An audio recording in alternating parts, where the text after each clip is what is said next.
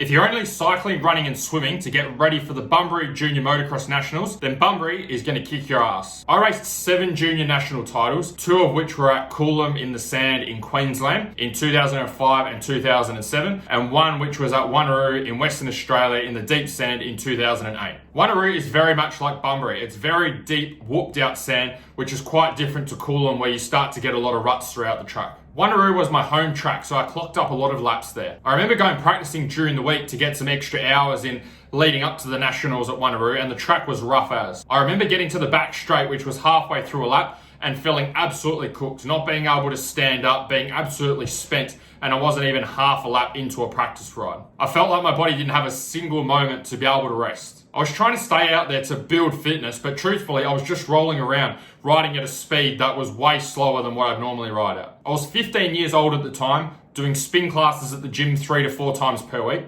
I'd ride once a week on the weekend, sometimes twice if we were lucky. And still with all of this preparation, I still couldn't handle a single lap out in the deep sand. This is the number one reason why. I was weak. I thought that if I did a heap of cycling and a heap of spin classes, this would help me to build endurance for the 12 minutes plus a lap races that we were doing. The cycling sessions I was doing were 45 minutes. I was doing 3 to 4 of those per week. So I thought that if I could cycle for 45 minutes at a time, then doing a 12-minute plus a lap race was going to be easy. But it wasn't. This is what I didn't understand. My bike was an RM125. It has a dry weight of about 87 kilos. All fueled up with oil in it, you could say that it's probably going to be between 95 to 100 kilos. I was weighing about 68 kilos, fully naked on the scales with no gear. So I had a bike weighing close to 100 kilos. I had my body weight at 68 on top of that. I had a total of 168 kilos without all of my riding gear that I had to wrestle around for 12 minutes plus a lap on one of the toughest tracks in Australia. Even if I'd done spin classes 6 times a week instead of 3,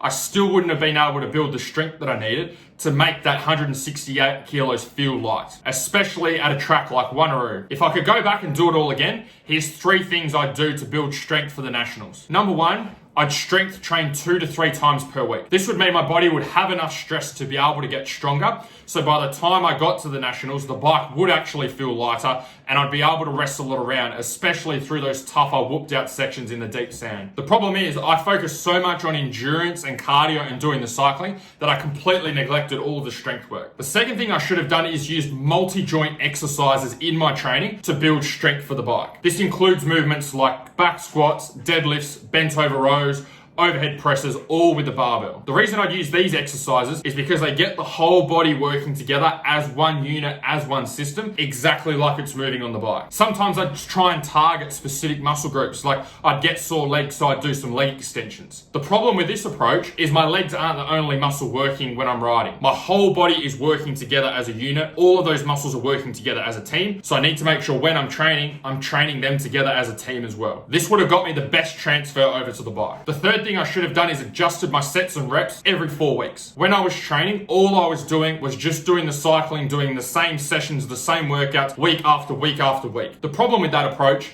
is when I first started cycling, I got really good results and I got fitter and things got easier. After the first 4 or so weeks, things started to plateau off where I no longer saw that same progress that I saw in those initial weeks. What I should have done is been changing the workouts and changing the exercises that I was doing. So if I was to go back, I'd start doing back squats, deadlifts, overhead presses, bent over rows. I'd do those for 4 weeks with a certain amount of sets and a certain amount of reps. For example, 4 sets of 12 for each of those exercises. Once I'd get to the end of the 4 weeks, I'd then change the sets and reps. I might do 5 sets of 5 with those same exercises, or I could do variations of those exercises. For example, a wide stance deadlift. I could do bench press instead of overhead press. I could do bent over rows with a different grip. I could do front squats instead of back squats. This would ensure that my body's getting fitter and stronger month after month after month, rather than what I was doing, which is just seeing improvement for the first 4 weeks and then doing all of the hard work just to maintain that and stay in the same spot. The second thing I did wrong is I did the wrong type of cardio. I thought if I did the spin classes for 45 minutes, that would make the 15-minute race feel easy. But it didn't. I still felt stuffed within half a lap. The thing I missed is the intensity. Riding a cycling bike for 45 minutes is a relatively consistent intensity. It's a consistent movement, a consistent effort for 45 minutes. The problem is out at Wanneroo, the track is very very different to cycling. Some parts of the track are very, very rough, very whooped out.